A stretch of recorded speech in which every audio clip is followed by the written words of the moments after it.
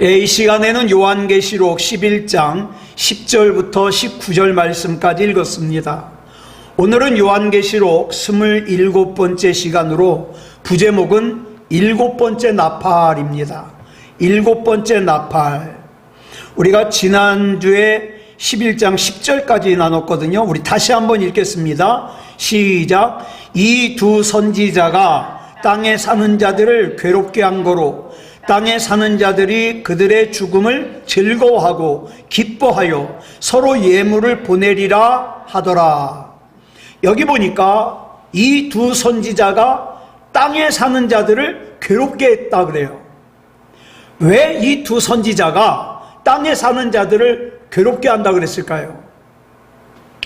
이 두 선지자가 바른 하나님의 말씀을 전하니까 그 바른 하나님의 말씀을 듣는 바르지 못한 사람들이 싫은 거예요. 예? 다 구원받는 거 아니다. 교회 다니면 다 구원받는 거 아니다. 얘기를 하니까 왜 허구한 날 이창원 목사님은 자꾸 저런 설교를 하지? 싫은 거예요. 그냥 복 받는다, 잘 된다, 형통한다 이랬으면 좋겠는데 그러질 못하니까 우리 깨어 있어야 된다, 빨리 회개해야 된다 막 그러니까 듣기 싫은 거예요. 마치 이런 겁니다. 어떤 사람이 화상을 입어가지고 오랜 시간 동안 화상 치료를 했어요. 그리고 마침내 이제 얼굴을 감았던 붕대를 푸는 시간이 왔는데 예전에 온전한 얼굴로 돌아왔을까 두려운 거예요. 그동안 의사들이 치료를 하면서 치료가 잘 됐다고, 화상의 흔적이 거의 없다고, 별로 표시가 나지 않는다고, 사회생활하는데 아무 지장 없을 거라고 막 듣기 좋은 말을 많이 했는데 이제 직접 내 눈으로 봐야 되거든요. 그래서 의사와 간호사들과 가족들이 보는 가운데 천천히 붕대를 풀어요.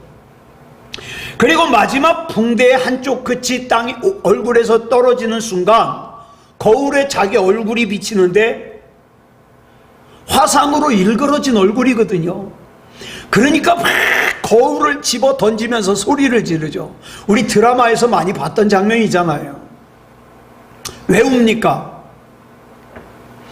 거울에 비친 자기 얼굴이 너무 참혹하니까 우는 거예요. 그러면 이 사람의 얼굴은 멀쩡한데 거울이 참혹하게 보이게 하는 걸까요? 아니요. 거울은 있는 그대로 보여주는 거예요. 근데 이 사람은 자기의 흉한 얼굴을 있는 그대로 보여주는 거울이 싫은 거예요. 좀 괜찮게 좀 보여주지, 멀쩡하게 좀 보여주지.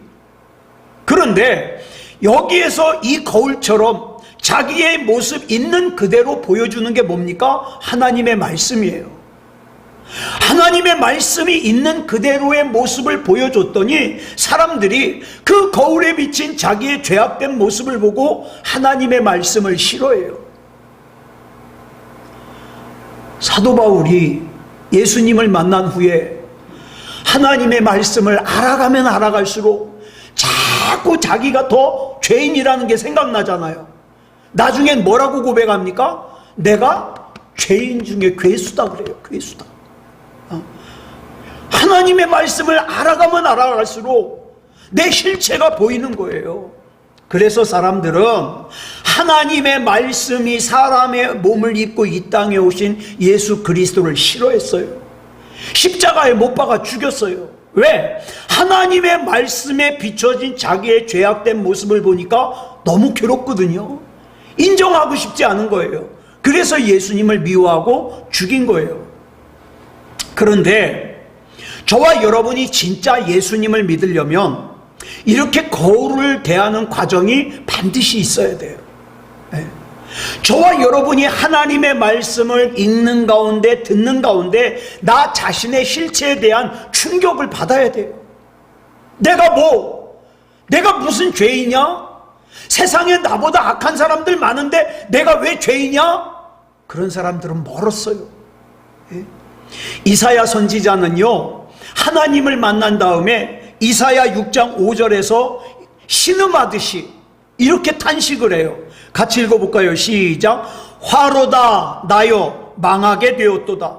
나는 입술이 부정한 사람이요 나는 입술이 부정한 백성 중에 거주하면서 만군의 여호와이신 왕을 배웠음이로다. 그 다음에 뭐가 생략됐어요? 큰일 났다. 난 이제 죽었구나. 이게 생략되어 있는 거예요. 이런 고백이 예수 믿는 저와 여러분에게 있었냐 이 말이죠. 사도 바울도요, 예수님을 만난 다음에 어때요? 로마서 7장 24절에서 신음하듯이 이렇게 고백하잖아요. 시작. 오호라 나는 곤고한 사람이로다. 이 사망의 몸에서 누가 나를 건져내랴. 내가 아무리 애쓰고 애써도 내 힘으로는, 내 몸으로는 구원을 받을 수가 없구나. 내 몸은 사망의 몸이구나. 이런 고백이 있었냐 말이죠.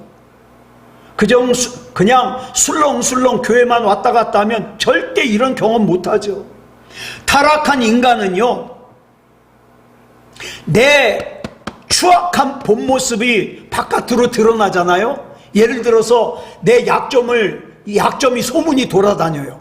근데 실제로 그 일이 나한테 있어요. 근데 내가 그 잘못을 범했음에도 불구하고 나에 대한 얘기가 돌아다니면 뭐라 그럽니까? 내가 잘못했다고 인정을 하고 사과하는 게 아니라 뭡니까? 누가 이 얘기했어? 누가 이런 소문 냈어?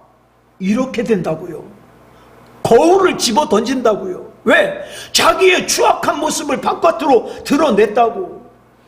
그래서 자기의 죄악되고 추한 모습이 바깥으로 드러나게 한 대상을 찾으려고 그러지 회개하려고 하질 않아요. 그러면 어떤 사람이 회개하느냐? 구원받을 사람이 회개합니다. 내 약함을 용서해 주시옵소서. 나는 죄인 중에 괴수입니다. 내가 말 똑바로 하려고 그러는데 잘 되질 않아요. 하나님 날 붙잡아 주세요. 기도하게 된다고요. 그래서 예전에 제가 소개해드렸던 마틴 로이드 존스 목사님이 쓰신 목사와 설교라는 책에 보면은 이런 내용이 나와요. 여러분은 기독교를 너무나 감상적으로만 생각하고 있습니다. 여러분은 입에 침이 마르도록 예수님을 사모한다고 하고 예수님을 만나고 싶다고 말합니다. 그러나 나의 생각에는 지금 예수님께서 자기들이 성도라고 자처하면서 예수님을 예배하고 있는 예배당에 나타나신다면 그 예수님은 그 자리에서 또 십자가에 못 박히실 겁니다. 왜냐하면 예수님을 믿는다고 하는 많은 사람들이 여전히 어둠 속에서 빛을 두려워하고 있기 때문입니다. 예수님이 내 앞에 서시면 아직 내가 하나님 앞에서 해결하지 못한 죄가 적나라하게 깨달아지거든요. 그러니까 너무 괴로운 거예요. 그래서 지금 예수님이 내 앞에 없을 때는 예수님 사랑합니다, 예수님 만나고 싶어요, 그렇지만 예수님께서 진짜 내 앞에 계셔서 내 죄가 적나라하게 드러나는 순간 나는 또 예수님을 십자가에 못 박으려고 한다 이 말이죠. 참 기가 막힌 말씀이에요. 하나님께서는 저와 여러분이 우리 자신의 능력으로는 어둠 속에서 나올 가능성이 없다는 걸 깨닫길 원하셔요. 이창원 목사야, 너 깨달아야 된다. 네가 아무리 목사가 됐지만 네 힘으로는 죄에서 나올 수 없어. 네 힘으로는 그 약함에서 나올 수 없어. 그 가능성이 없다는 걸 네가 깨달아야 된다. 예, 주님, 나는 하나님이 아니면 가능성이 없다는 거 깨닫습니다. 하나님 제발 붙잡아 주시옵소서. 이렇게 돼야 된다고요. 그래서 저와 여러분은 평생 뭐하자? 가지된 나는 뭐하자? 참 포도나무이신 예수님께 붙어있는 싸움을 싸워야 돼요. 알량하게 내가 뭐 좀 가지고 있으니까, 내가 대학 나왔으니까, 취직했으니까, 결혼했으니까, 돈 있으니까, 집 있으니까 나 굳이 그렇게 하나님 절실하게 찾지 않아도 돼. 그래서 하나님이 아니어도 된다고 생각하는 사람은 어둠 속에서 나올 가능성이 없는 사람이에요. 하나님, 내 사정 잘 아시죠?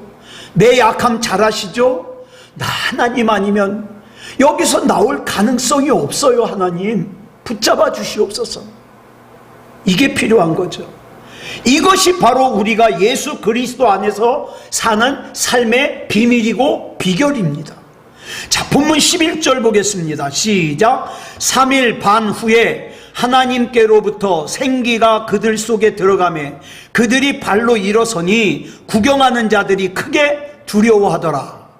자, 이 말씀을 보면 뭐가 생각이 나요? 구약에 생기가 죽은 사람 속에 들어갔어요.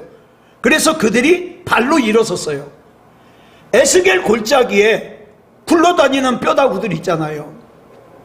그 굴러다니는 뼈다구들이 하나님의 군대가 됐잖아요. 그게 에스겔서 37장 1절부터 5절까지 나오는데 우리 한번 한 절씩 읽어보겠습니다. 먼저 1절 보겠습니다. 시작. 여호와께서 권능으로 내게 임재하시고 그의 영으로 나를 데리고 가서 골짜기 가운데 두셨는데 거기 뼈가 가득하더라. 여기 1절 보니까 하나님께서 에스겔 선지자를 골짜기 가운데 두십니다. 그래 에스겔 선지자가 보니까 골짜기에 뼈가 가득해요. 자, 2절 보겠습니다. 시작. 나를 그 뼈 사방으로 지나가게 하시기로 본즉 그 골짜기 지면에 뼈가 심이 많고 아주 말랐더라. 에스겔 선지자가 지나가면서 보니까 뼈가 많은데 뼈의 상태가 아주 말랐어요.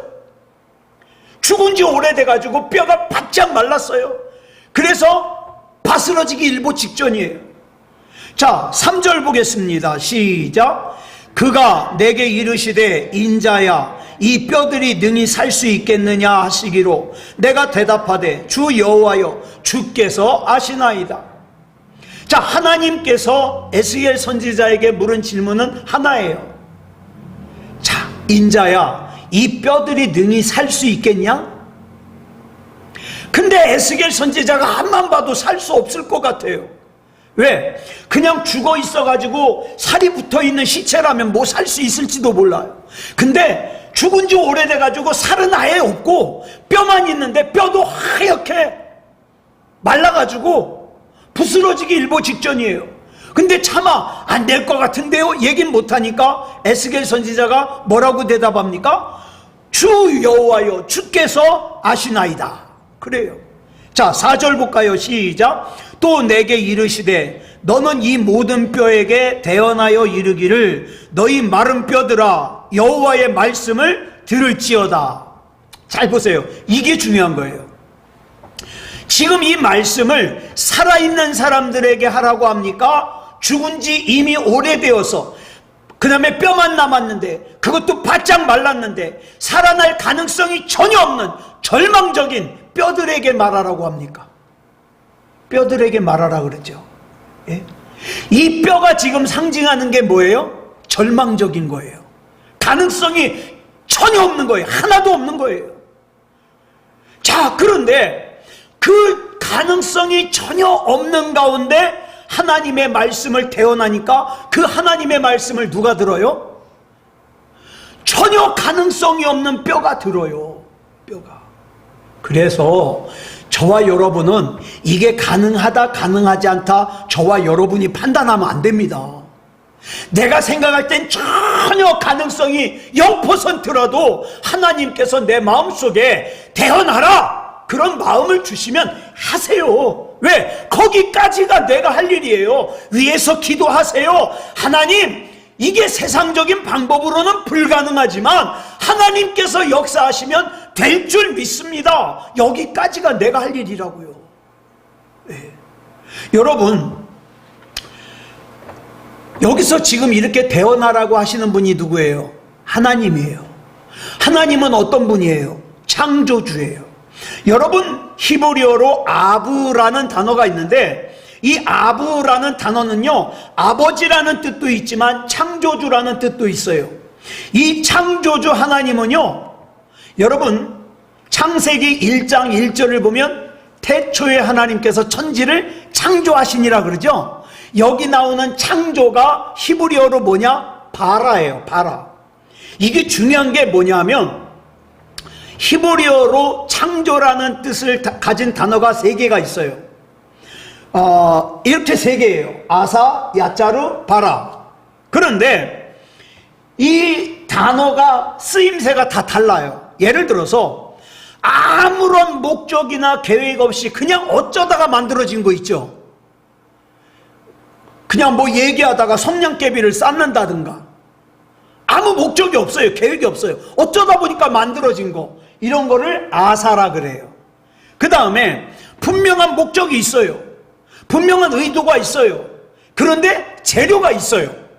재료가. 그 재료를 가지고 분명한 목적과 의도를 가지고 창조하는 거, 이걸 뭐라 그래요? 야짜르라 그래요.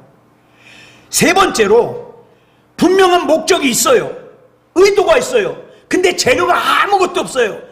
무예요, 무. 거기에서 창조하는 걸 뭐라 그래요? 바라라 그래요. 하나님께서 천지를 창조하신 것은 바라예요, 바라. 자, 그러니까 지금 이 상황은요, 최악의 절망적인 상황인 동시에 어때요? 가능성이 전혀 없는 거예요.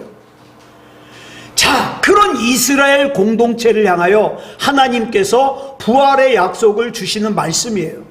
다시 말해서 마른 뼈와 같이 절망적인 상황에서 살아나려면 필요한 것이 뭐라는 뜻이에요? 하나님 말씀이란 뜻이에요. 여러분, 하나님 말씀은 이창원 목사가 자꾸 강요해가지고 읽는 거 아니에요.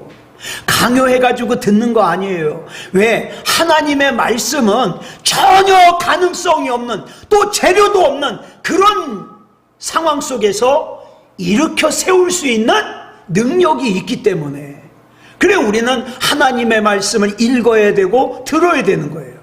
자, 5절 보겠습니다. 시작. 주 여호와께서 이 뼈들에게 이같이 말씀하시기를 내가 생기를 너희에게 들어가게 하리니 너희가 살아나리라. 자, 이 계약은요, 쌍방 간의 상호 계약이 아니에요. 하나님께서 일방적으로 주시는 약속이에요. 다 무너져서 바짝 말라서 가능성이 1도 없는 그 너희를 내가 일방적으로 살아나게 하겠다. 그러니까 낙심하지 말아라, 울지 말아라, 한숨 쉬지 말아라, 절망하지 말아라. 진짜 부흥은 이렇게 하나님께서 주도하시는 부흥이 돼야 돼요. 뭐 사람들이 잔머리 써가지고 잔꾀를 써가지고, 아니요, 하나님께서 주도하시는 부흥이 돼야 돼요. 사람의 계획이나 사람의 프로그램은 진짜 부흥을 가져오지 못합니다. 오직 하나님이어야 돼요. 자, 그럼 다시 본문으로 돌아가서 본문 12절부터 13절까지 보겠습니다. 시작. 하늘로부터 큰 음성이 있어 이리로 올라오라 함을 그들이 듣고 구름을 타고 하늘로 올라가니 그들의 원수들도 구경하더라. 그때에 큰 지진이 나서 성 10분의 1이 무너지고 지진에 죽은 사람이 7천이라. 그 남은 자들이 두려워하여 영광을 하늘의 하나님께 돌리더라. 여러분, 성경에서 나오는 지진은요, 뭘 상징하느냐? 하나님의 심판을 상징합니다. 그래가지고 한동안 저 일본에 지진이 났을 때, 중국에 지진이 났을 때 목사님들 가운데 하나님께서 심판하셨다고 얘기하신 분들이 있거든요. 근데 우리는 그렇게 얘기하면 안 돼요. 예. 거기서 얼마나 많은 사람들이 죽고 다쳤겠습니까? 그런데 내가 하나님이 아닌데 왜 그걸 내가 심판이다 아니다 판단하느냐고요. 그냥 불쌍한 사람들을 위해서 기도해야죠. 그거는 하나님이 판단하실 일이에요. 자, 그런데 이 하나님의 심판인 지진으로 몇 명이 죽었다 그랬어요? 7,000명이 죽었다 그랬어요. 7,000명. 자, 7,000명이니까 우리는 숫자로 7,000명을 생각하기가 쉬운데 그게 아니에요. 자, 보세요. 여기 보니까 지진이 나서 무너지고 죽은 사람이 7,000이라. 잘 보세요. 여기에도 7,000이라 그랬죠. 7,000명이라 그러지 않았어요. 그죠? 7,000이라는 것은 이 7,000이 상징하는 게 있다는 거예요. 뭐냐? 7이라는 숫자는 완전수예요. 그 다음에 1000이라는 건 뭐라 그랬어요? 많다는 뜻이라 그랬어요. 그러니까 7 곱하기 1000이니까 하나님의 심판으로 죽은 사람들이 많다는 뜻이에요. 7천원. 여기서 우리가 명심해야 될 것이 있어요. 뭐예요? 첫째로, 종말에 나타날 하나님의 심판은 반드시 있다. 반드시 있다. 그러니까 세상과 짝하여 살면 안 되고 방심하면 안 돼요. 둘째로는 하나님의 심판은 완전한 심판이 될 것이다. 그래서 여기까지가 뭡니까? 6째 나팔과 7번째 나팔 사이에 껴있는 삽입구절이에요. 자, 그러면 예수 그리스도를 구주로 영접하고 구원받은 저와 여러분에게는 어떤 일들이 기다릴까요? 그 일들을 반모섬에서 있었던 사도 요한에게 7번째 나팔이 울리면서 보여주는 거예요. 7번째 나팔이. 자, 그 7번째 나팔이 이제 본문 15절에서 시작하거든요. 같이 보겠습니다. 시작. 7째 천사가 나팔을 불매 하늘에 큰 음성들이 나서 이르되 세상 나라가 우리 주와 그의 그리스도의 나라가 되어 그가 세세토록 왕노릇 하시리로다 하니. 여기 보니까 세상 나라가 누구의 나라가 됩니까? 우리 주와 그의 그리스도의 나라가 된다 그랬어요. 이것 때문에, 이 구절 때문에 여호와 증인들이 뭐라 그럽니까? 세상의 왕국을, 세상의 왕국을 주장하는 거예요. 이 땅의 왕국이 이루어진다. 그런데 여기서 말하는 세상 나라가 우리 주와 그의 그리스도의 나라가 된다는 말은 그런 뜻이 아니에요. 지금 하나님께서는 잠시 동안 어둠의 권세를 잡은 자들에게, 공중의 권세를 잡은 자들에게 세상의 통치권을 넘겨주셨어요. 그래서 사도 요한 당시에 막 박해를 받고 있는 그리스도인들이 볼 때에 어떻게 보여요? 그저 세상이 이기는 것 같아요. 로마 황제가 이기는 것 같아요. 악한 마귀가 이기는 것 같아요. 그래가지고 그들이 하나님의 나라를 완전히 제압하는 것 같아요. 그리고 예수 믿는 우리는 멸망당한 것 같아요. 그런 것처럼 보여요. 아니, 하나님이 살아계시다면 내가 왜 이렇게 힘들어야 돼? 하나님이 정말 살아계시다면 우리 가정이 왜 이렇게 힘들어야 돼? 이런 생각이 들 수가 있다 이 말이에요. 그런데 왜 하나님께서 어둠의 권세를 잡은 자들에게, 공중의 권세를 잡은 자들에게 세상의 통치권을 잠깐 넘겨주셨을까? 이유가 있어요. 진짜 그리스도인과 가짜 그리스도인을 구분하시려고, 알곡과 가라지를 구분하시려고. 그러니까 여러분 이거 기억하셔요. 앞으로 더 그래요. 앞으로 정말 교회만 왔다 갔다 하는 사람들은 다 교회 떠나게 돼요. 교회 떠나게 돼요. 그게 뭡니까? 알곡과 가라지가 분리되는 거예요. 그런데 7번째 나팔은 실질적으로 마지막 나팔이기 때문에 마지막을 보여주는 거예요. 즉 일시적으로 어둠의 권세를 잡은 자들에게 넘겨줬던 통치권이 다시 예수 그리스도께 돌아와요. 이것을 본문 15절에서 이렇게 기록하고 있는 거예요. 줄친 것만 시작. 세상 나라가 우리 주와 그의 그리스도의 나라가 되어 그가 세세토록 왕노릇 하시리로다. 다시 통치권을 예수님이 걷어오시는 거예요. 우리가 이걸 믿어야죠. 그래서 자주 드리는 말씀이, 저와 여러분이 싸우는 영적 싸움은요, 다 이겨놓고 싸우는 싸움이에요. 그렇지만 다 이겨놓고 싸우는 싸움이지만 싸움이라는 자체가 쉬워요, 어려워요? 어려워요. 그래서 저와 여러분이 정말 눈물 뿌리는 기도가 필요한 거고요, 믿음다운 믿음의 기도가 필요한 거예요. 예수님께서 십자가 위에서 2000년 전에 뭐라 그러셨어요? 다 이루었다 그랬거든요. 이미 2000년 전에 다 이루셨어요. 이 전쟁의 승리를 선포하셨어요. 그러니까 저와 여러분은 뭐만 하면 돼요? 이미 목욕한 사람들은 뭐만 하면 돼요? 팔만 닦으면 돼요. 하나님, 아침에는 제가 오늘 하루 사는 동안에도 악한 물에 발 담그지 않게 해주시옵소서. 저녁에는 하나님, 나도 모르게 악한데 발을 담궜던 거 용서해 주시옵소서. 예수 그리스도의 보혈로 발 깨끗이 씻어 주시옵소서. 기도하는 거예요. 자, 본문 16절 보겠습니다. 시작. 하나님 앞에서 자기 보좌에 앉아있던 24장로가 엎드려 얼굴을 땅에 대고 하나님께 경배하여. 여기 보니까 장로가 몇 명이에요? 24장로래요. 자, 신천지에서는 이 24장로를 뭐라고 해석을 하느냐? 중요한 행정을 맡아볼 24영체래요. 말도 안 되는 소리 하고 있어요. 그런 게 성경 어디에 나와요? 해석이. 예. 여러분, 앞에서 말씀드렸어요. 24라는 숫자는 구약의 12지파와 신약의 12제자를 합친 수잖아요. 그래서 구약시대에 구원받은 사람들과 신약시대에 구원받은 사람들을 합치는 거예요.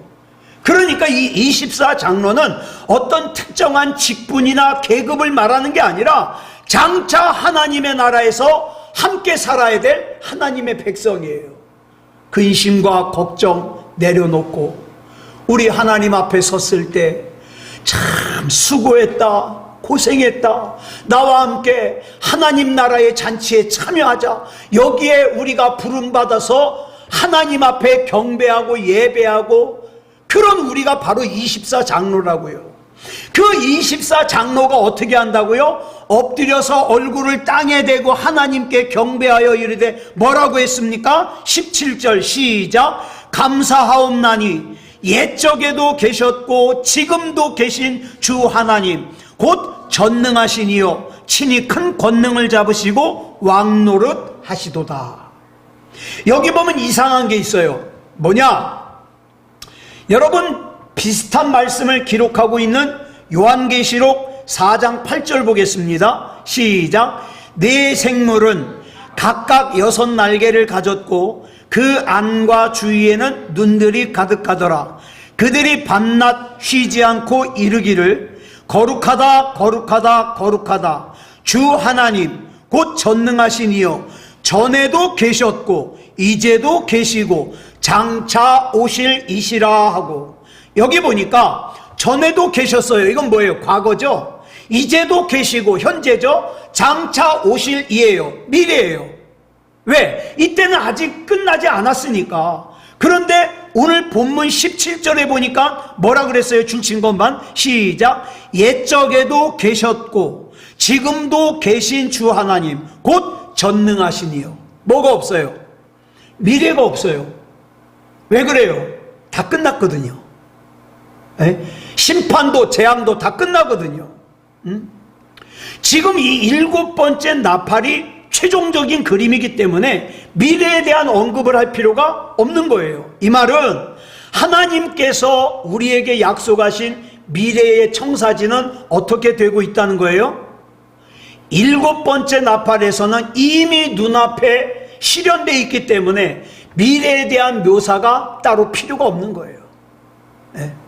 뭐 어떻게 될 거야 어떻게 될 거야, 이미 눈앞에 이루어져 있는 걸 그건 설명할 필요가 없죠. 여기서 잡으시고 그랬잖아요. 잡으시고, 예? 친히 큰 권능을 잡으시고, 완료 시제예요. 완료 시제라는 것은 뭡니까? 이미 권능을 잡고 계시다는 뜻이에요. 그러니까 사탄과 하나님이 싸우는 중이 아니라 이미 하나님께서 권능을 잡고 계시는 거예요. 이 말은 지금 현재 저와 여러분이 사는 이 세상이 사탄이 이 세상을 다스리는 것 같아 보여요. 그래서 저와 여러분이 믿음다운 믿음을 가지고 사는 것이 힘들어 보여요. 어찌 보면 세상에서 막 사는 사람들이 편한 것 같아요. 그런데 하나님의 주권 아래에서 그렇게 놔두는 목적이 있다고 그랬죠. 그 목적이 뭐예요? 알곡과 가라지를 가르는 거예요. 예? 진짜 그리스도인과 가짜 그리스도인을 구분하는 거예요. 그렇기 때문에 내가 진짜 하나님의 자녀라는 확신만 있다면 우리 앞에 어떤 일을 만나든지 걱정할 필요가 없어요. 예? 내 미래도 걱정할 필요가 없어요. 왜? 가장 중요한 나는 구원 받았는 걸. 나는 하나님 건걸? 그러면 하나님이 책임지시는 걸? 그러니까 아직 오지도 않은 걸 미리 끌어다가 걱정하고 근심할 필요 없이 주 안에 있는 나에게 딴 근심이 있으랴. 십자가 밑에 나아가 내 짐을 다 풀렀네. 우리가 할 일은 나 주님을 찬송하면서 할렐루야 할렐루야 모든 영광 하나님 받으시옵소서. 그게 우리가 할 일이에요. 예? 걱정할 게 없다 이 말이에요. 자, 본문 18절 보겠습니다. 18절 시작. 이방들이 분노하매 주의 진노가 내려 죽은 자를 심판하시며 종 선지자들과 성도들과 또 작은 자든지 큰 자든지 주의 이름을 경외하는 자들에게 상 주시며 또 땅을 망하게 하는 자들을 멸망시키실 때로소이다 하더라. 지금까지는 나팔이 하나씩 울릴 때마다 재앙의 모습을 상세하게 보여주셨어요. 그런데 7번째 나팔에서는 재앙이라고 할 만한 것이 나와요, 안 나와요? 안 나와요. 이유가 뭐냐? 어린 양의 피로 구속함을 받아 생명책에 이름이 기록된 사람들에게는 이후에 일어나는 일들은 뭐예요? 관계가 없어요. 이게 중요한 거예요. 이제 앞으로 대접이 엎어지는 게 남았거든요. 그런데 어린 양의 피로 구속받아서 생명책에 이름이 기록된 사람에게는 7 대접이 관계가 없어요. 네. 성경에 나열된 재앙들은 하나님의 경고와 말씀대로 살지 않은 사람들에게만 해당이 되는 거예요. 그러니까 잘못된 시한부 종말론자들이 겁을 주는 말에 속지 마세요. 우리 예수님께서는요, 올라가신 그 모습 그대로 올 거예요. 누구한테만 알려주고 누구는 모르고 그러지 않아요. 올라가신 모습 그대로 올 것이고 태양이 틀 때 모든 사람들이 볼 수 있는 것처럼 그렇게 오십니다. 그러니까 뭐 이상한 데 쫓아다니지 말고, 뭐 이렇게 머리 치면은 뒤로 넘어가는 거 이런 거 좋아하지 말고 우리는 주님 안에서 믿음다운 믿음으로 살면 되는 거예요. 저와 여러분의 인생은 어떤 식으로든 곧 끝날 겁니다. 그리고 우리는 모두 하나님의 심판대 앞에 한 사람도 빠짐없이 쓸 거예요. 중요한 것은 상을 받는 심판대냐 지옥으로 끌려가는 심판대냐 이거거든요. 어떤 사람은 상을 받아서 영원한 하나님 나라의 백성으로 살게 될 것이고 어떤 사람은 영원한 저주 속으로 들어가게 될 거예요. 그 목표 지점을 제시해 놓은 말씀이 바로 이 말씀이에요. 오늘 본문 말씀. 이 말이 맞는지 안 맞는지 본문 19절 볼까요? 시작. 이에 하늘에 있는 하나님의 성전이 열리니 성전 안에 하나님의 언약궤가 보이며 또 번개와 음성들과 우레와 지진과 큰 우박이 있더라.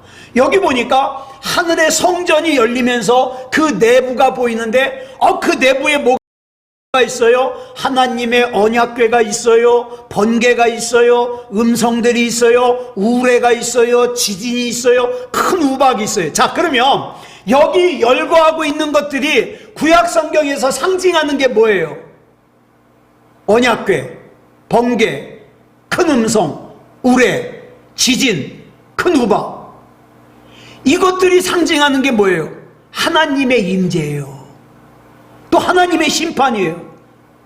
자, 그런데 보니까 하늘의 성전이 열렸는데 하나님의 언약궤가 어디 있어요? 하늘에 있는 성전의 지성소에 있어요. 자, 이 지성소는요, 이 땅에 있는 성전에서도 대제사장이 1년에 딱 한 차례 들어갈 수 있어요. 다른 때는 들어가지도 못해요. 그런데 그 지성소 안에 있었던 게 뭐예요? 하나님의 언약궤예요. 그런데 그 하나님의 언약궤가 지금 어디가 있어요? 하늘에 있는 하나님의 성전에 있어요. 그 여러분, 구약에서 있었던 그 언약궤를 고고학에서 발견했다는 얘기가 없잖아요. 왜? 하늘에 성전이 있으니까. 예? 그 언약궤 안에는 뭐가 들었어요? 지금 이 요한계시록에는 나오지 않지만 히브리서에 나와요. 히브리서 9장 1절부터 4절까지 볼까요? 시작. 첫 언약에도 섬기는 예법과 세상에 속한 성소가 있더라. 예비한 첫 장막이 있고 그 안에 등잔대와 상과 진설병이 있으니 이는 성소라 일컫고 그 또 둘째 휘장 뒤에 있는 장막을 지성소라 일컫나니 금향로와 사면을 금으로 싼 언약궤가 있고 그 안에 만나를 담은 금항아리와 아론의 쌍난 지팡이와 언약의 돌판들이 있고, 여기 보니까 언약궤 안에 있는 세 가지가 여기 설명되어 있죠. 만나를 담은 항아리, 아론의 쌍난 지팡이, 언약을 기록한 돌판. 근데 그게 지금 이 땅에 있지 않고 어디 있어요? 하늘에 있는 성전의 지성소에 있어요. 그러니까 하나님의 언약궤는 뭐냐? 이제 쉽게 말하면 이 강대상처럼 생겼는데 이 위에 천사가 둘이 이렇게 조각돼 있어요. 천사가 날개로 쫙 이렇게 펴고서 양쪽에서 있는데 이 눈이 어디가 있느냐? 요 가운데 앞에를 딱 쳐다보고 있어요. 천사 둘이서. 그리고 여기다가 재물을 태우는 거예요. 예. 그래서 이때 천사가 내려다보는 이곳을 뭐라 그러냐? 은혜를 베푸는 곳이라 그래서 시은소라고 불러요. 시은소. 자, 그러면 여기에 부어진 피의 공로로 언약궤가 사함을 얻습니다. 자, 그러면 이상하죠? 사람이 사함을 얻어야지 왜 언약궤가 사함을 얻을까? 그러면 언약궤가 사함을 얻는다는 말은 무슨 뜻이냐? 그건 다음 시간에 우리가 나누도록 하겠습니다. 그렇기 때문에 저와 여러분 정말 앞으로 우리가 살아가는 이 세상 가운데서 무슨 일을 만나든지 염려할 것 없어요. 예? 염려할 것 없어요. 우리 하나님 앞에 맡기고 그냥 믿음으로 나아가는 거예요. 뭐만 잘 관리하면 돼요? 우리 주님께 꼭 붙어 있어야 돼요. 원망도 불평도 투정도 하지 말고 하나님, 저 하나님만 믿습니다. 난 예수님께 꼭 붙어 있을 거예요. 예수님 책임져 주시옵소서. 참 포도나무이신 예수님께 잘 붙어 있으면 돼요. 그렇게 해서 승리하는 삶을 사는 저와 여러분이기를 그리스도 예수님의 이름으로 축복합니다. 기도하겠습니다. 사랑의 아버지 하나님, 감사합니다. 하나님의 은혜 가운데 인도하여 주셔서 이 시간 또 요한계시록 11장의 말씀을 나누었습니다. 하나님, 때로는 우리가 이 세상을 살면서 숨이 쉬어지지 않을 만큼 답답할 때가 있습니다. 힘들 때가 있습니다. 어디 의지할 데가 없는 것처럼 생각될 때가 있습니다. 그러나 하나님, 우리의 눈이 항상 주님을 바라보게 하시고 주님 안에서 믿음으로 살게 해 주시옵소서.